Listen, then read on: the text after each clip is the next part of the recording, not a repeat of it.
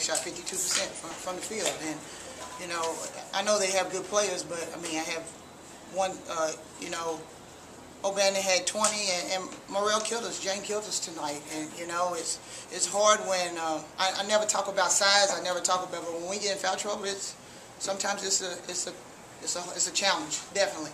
But you know one thing, we're going to continue to keep fighting and keep getting better, and you know, we did, and we had a chance there at the end, and you know, we turned the ball over, we didn't get a good shot, but it didn't come down to that last shot. It came down to the score being 37-37 and at halftime, and us not, you know, them shooting 60% at halftime.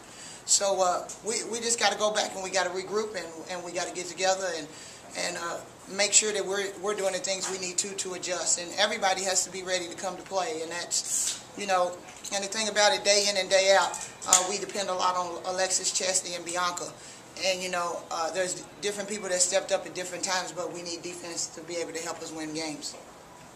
Talk about what Morrell was able to do late. There was that little turnaround jumper or that last basket. Yeah, well, I mean, you know, in any situation, you know, we came out of the timeout and we tried some things, and we got 3 stops in a row. And then, you know, they made a great pass. She's a big-time player. She's going to catch it, and she finished, and, you know, it happens. On the final drive by Bianca, did you think at all about calling timeout and setting the play up there, or did you just want to let it kind of... It was 4 seconds. I did call a timeout before that, before Bianca had the ball. And, you know, but I wanted to save one in case we had to make sure that we had something at the end. You know, the instructions was to go hard and drive the ball to the basket, but to back it out and try to get a good shot. And, you know, at the end of the day, you know, the kids played hard, and, you know, our situation will be we'll continue to keep getting better, and I'll go back, evaluate, watch the film, and be in a situation where we know how to get better from this loss. Well, it's easier said than done, but just defensively, what do you see standing out as the things that need the most improvement on that end? Well, I think the biggest thing is, you know, again, we go back to the challenges. I mean, you look across the board, our biggest person is 6 foot. I mean, so it's always going to be a challenge, and you know, rightfully so.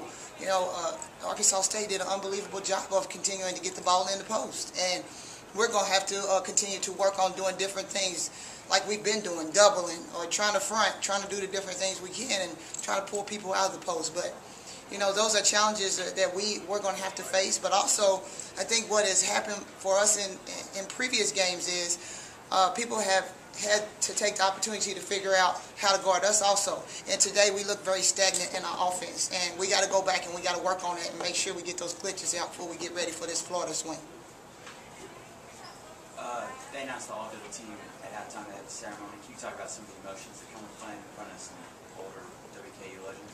Well, it just speaks for itself. You know, Diddle is a special place. Western Kentucky is a special place. And, you know, as we walked out of the locker room to go back on the floor, you know, to see Brenda Chapman and Lily Mason and Cammie Thomas, them standing there to say hello to the girls and give me a hug and say that, you know, we're doing a good job, that means a lot because they set the foundation for this program and where we're at. So, you know, I take my hat off to those 10 young ladies and 10 women who had the opportunity to be honored tonight.